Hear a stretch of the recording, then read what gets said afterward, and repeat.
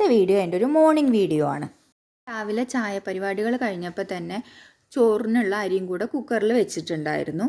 അപ്പോൾ എൻ്റെ ഇവിടെയും ചായ കുടിച്ച് കഴിഞ്ഞപ്പോഴത്തേനും ചോറ് ഇവിടെ റെഡി ആയിട്ടുണ്ട്. ഞാൻ കുക്കറിൽ തന്നെ എപ്പോഴും ചോറ് വയ്ക്കാറ്. ആദ്യമുള്ള വെള്ളം ഒന്ന് ഊറ്റിക്കളഞ്ഞ് പിന്നെ തിളച്ച വെള്ളം കൂടി ഒഴിച്ച് ഒന്ന് ഊറ്റിയെടുക്കുമ്പോഴത്തേനും ചോറ് നല്ല രീതിയിൽ തന്നെ കിട്ടും. ഒട്ടി പിടിക്കലൊന്നും ഉണ്ടാവാറില്ല.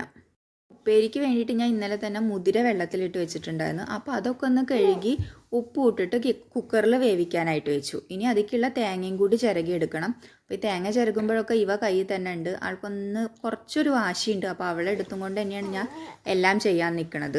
കറിയായിട്ട് ഞാനിന്ന് ചെമ്മീൻ കറിയാണ് ഉണ്ടാക്കിയത്. അതിൻ്റെ റെസിപ്പി ഞാൻ സെപ്പറേറ്റ് വേറൊരു വീഡിയോ ആയിട്ട് തന്നെ അപ്ലോഡ് ചെയ്യുന്നുണ്ട്. പിന്നെ ഇന്ന് കുറച്ച് വാഷ് ചെയ്യാനായിട്ടുണ്ട്. പുതപ്പും ബെഡ്ഷീറ്റും ഒക്കെ ഒന്ന് കഴുകിയെടുക്കാണ്ട്.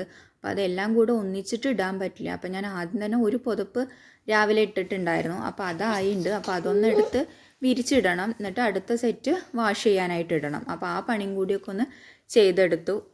ആ പരിപാടികളൊക്കെ കഴിഞ്ഞ് വന്നപ്പോഴത്തേനും ഇവിടെ മുതിര വെന്തിട്ടുണ്ടായിരുന്നു. കുക്കറിൻ്റെ എയറൊക്കെ പോയിട്ടുണ്ട്. അപ്പോൾ ഇനി അതൊക്കെ ഒന്ന് എടുത്ത് വറവിടാനുണ്ട്. പാനിൽ വെളിച്ചെണ്ണ ഒഴിച്ച് കടുക് പൊട്ടിക്കുക. ഇനി അതിലേക്ക് ചെറിയുള്ളിയും വെളുത്തുള്ളിയും ചതച്ചതിടും, ഉണക്കമുളക് ഇടും, വേപ്പിൻ്റെ ഇലയും കൂടെ ഇടുക, ഒന്ന് മൂപ്പിച്ചെടുക്കുക. അതിലേക്ക് മുതിര ഇടുക. പിന്നെ നമ്മൾ ചിരകി വെച്ചിരിക്കുന്ന തേങ്ങയും കൂടി ഇട്ട് ഒരു 2 മിനിറ്റ് ഒന്ന് ചൂടാക്കി എടുക്കുക. സാധാരണ മറ്റു ഉപ്പേരികളൊക്കെ വറവിട്ടെടുക്കണ പോലെ തന്നെയാണ് ഞാൻ മുതിരയും ചെയ്യാറ്. ഇങ്ങനെ നല്ല ടേസ്റ്റാണ്. എനിക്ക് ഭയങ്കര ഇഷ്ടമാണ്. വിവേടിന് വലിയ താല്പര്യമില്ല, എന്നാലും ആൾ കഴിക്കുകയൊക്കെ ചെയ്യും.